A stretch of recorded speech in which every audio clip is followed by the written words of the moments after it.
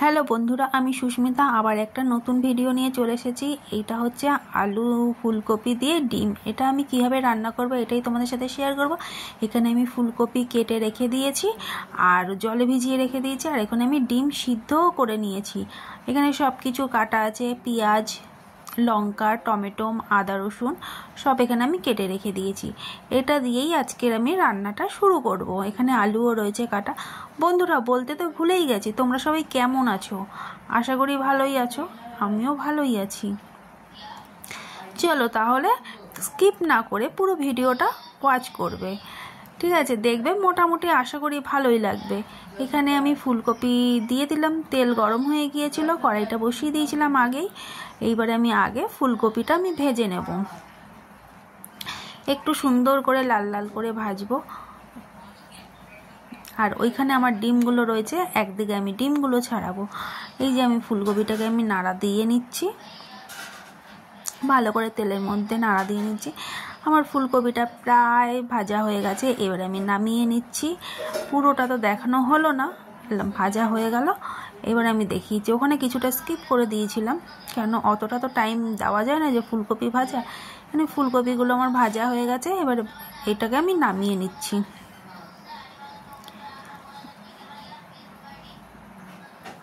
আমার নামানো হয়ে গেল। এবার ওই তেলের মধ্যে আমি আর তেল দেব না, ওই তেলের মধ্যেই আমি ডিমগুলোকে ভাজবো। যে ডিমগুলো আমি ভেজে নেব, খুব কড়া করে ভাজবো না, হালকা করেই ভাজবো। একদিকে ডিমগুলো ছাড়াচ্ছিলাম আর একদিকে হচ্ছে ডিমগুলো ভাজছি। 3টে হয়েছে, 6টা ডিম রান্না করব।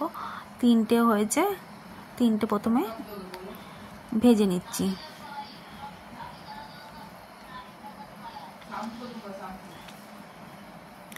খুন্তিতে একটুখানি গায়ের মধ্যে গেঁথে গেঁথে দিচ্ছিলাম, যেন ঝোলে দিলে তার মানে রসটা যেন ওর মধ্যে ঢোকে, ওই জন্য।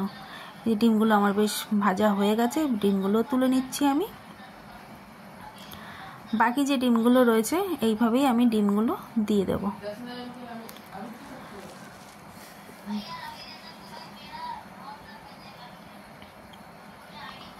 সেম ভাবে আবার আমি ডিমগুলো ভেজে তুলে নেব। ভাজা হয়ে গেছে, এবার আমি তুলে নিচ্ছি।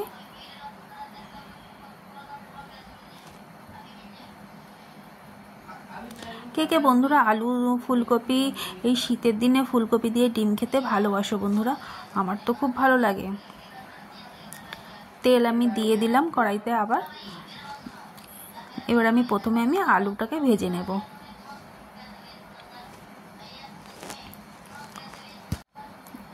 এখানে আমার তেলও গরম হয়ে গেছে, যেহেতু কড়াইটা গরম আছে এই জন্য তাড়াতাড়ি তেলটা গরম হয়ে গেছে। এবার আমি আলুগুলো দিয়ে দিচ্ছি। আলুগুলোকেও আমি এবারে ভেজে তুলে নেব ওখানে বাটিটার মধ্যে। সব আলুগুলো আমি দিয়ে দেবো এবারে।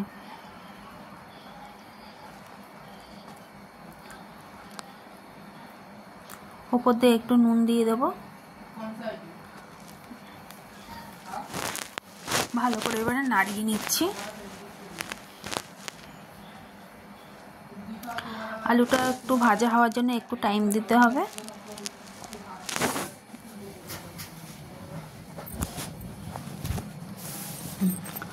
ভালো করে আলুগুলোকে সাজিয়ে দিচ্ছি কড়াইয়ের মধ্যে। এই যে আমার আলুগুলো প্রায় ভাজা হয়েই গেছে। আলুগুলো আমার ভাজা হয়ে গেছে, এবারে আলুগুলোকে আমি তুলে নেব একটা বাটির মধ্যে।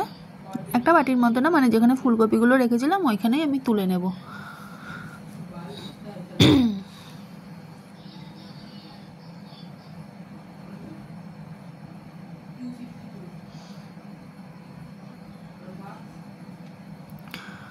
বাটির মধ্যে তুলে নিচ্ছি। শীতের দিনে কিন্তু বন্ধুরা ডিম দিয়ে ফুলকপি বেশ ভালোই লাগে খেতে।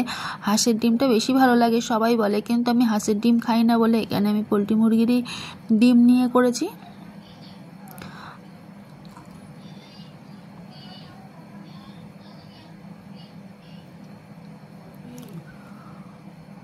ওই তেলের মধ্যে আমি তেজপাতা, এলাচ, দারচিনি ফোড়ন দিয়েছি, আর একটু দেব জিরে। দেওয়ার পরে পেঁয়াজগুলোকে আমি দিয়ে দিচ্ছি। পেঁয়াজগুলো এবারে ভাজা হতে একটু টাইম দেব।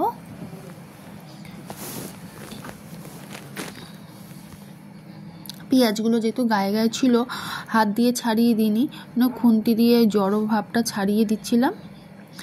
ওর মধ্যে আমি দিয়ে দিলাম টমেটো আর কাঁচা লঙ্কা যে কেটে রেখে দিয়েছিলাম, কাঁচা লঙ্কা দিয়ে দিলাম, আর ওপর দিয়ে একটু নুন দিয়ে দিলাম যাতে ভাজাটা ভালো হয়, নরম হয়ে যায় যেন।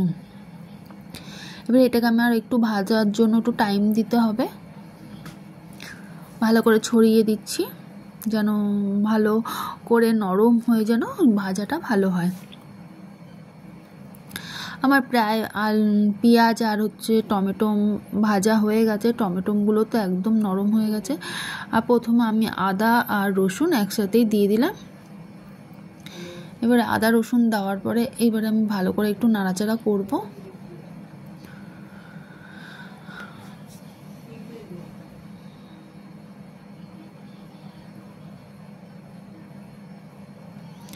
ভালো করে একটু নাড়াচাড়া করে নিচ্ছি।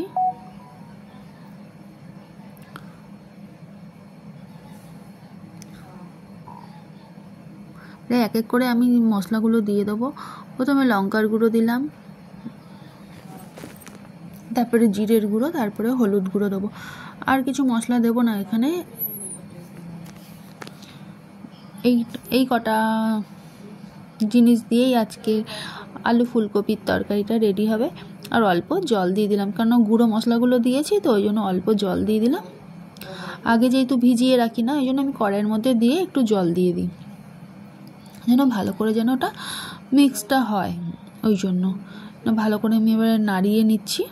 এবারে এটাকে একটু ভাজা হওয়ার জন্য টাইম দিতে হবে। আরও একটু নুন দিয়ে দিলাম এবারে, পরে তারপরে ভালো করে চেখে নিয়ে আর কতটা কি নুন লাগবে পরে দিয়ে দেবো। একটু চিনিও দিয়ে দিলাম, কষাচ্ছি যেহেতু মশলাটা, চিনিও দিয়ে দিলাম। এবারে ভালো করে মশলাটাকে কষিয়ে নেব। ভালো করে বেশ নাড়াচাড়া দিচ্ছি।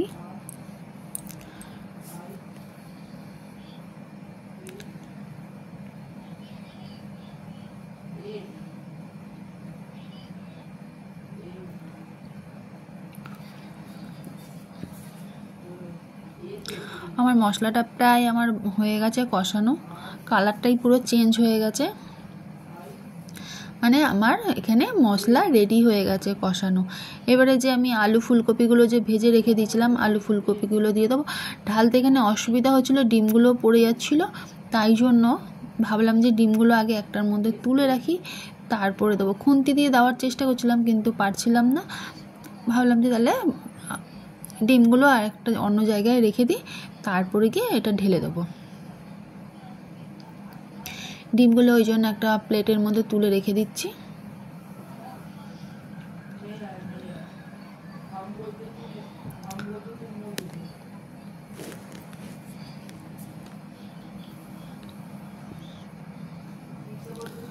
সব ঢেলে দিলাম। এবারে এটাকে ভালো করে মশলার সাথে মিক্স করব।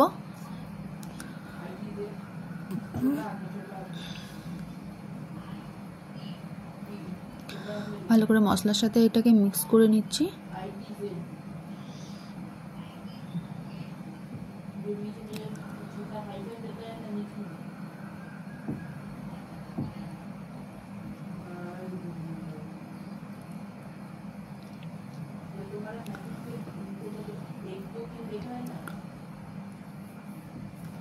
কেমন হয়েছে বন্ধুরা অবশ্যই কিন্তু তোমরা কমেন্টের মাধ্যমে জানাবে।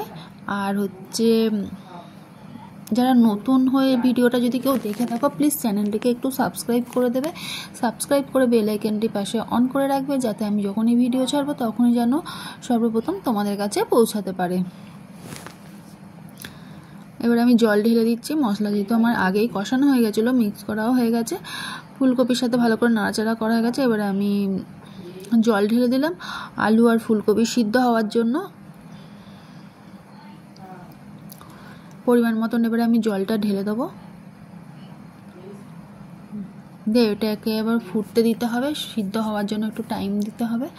সিদ্ধ হয়ে গেলেই আমার রেডি হয়ে যাবে আলু ফুলকপির তরকারি।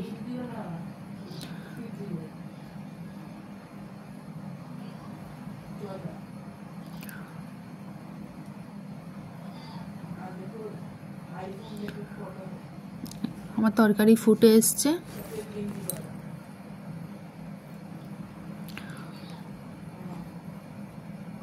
এবার আমি ওপর থেকে ডিমগুলোকে দিয়ে দেব।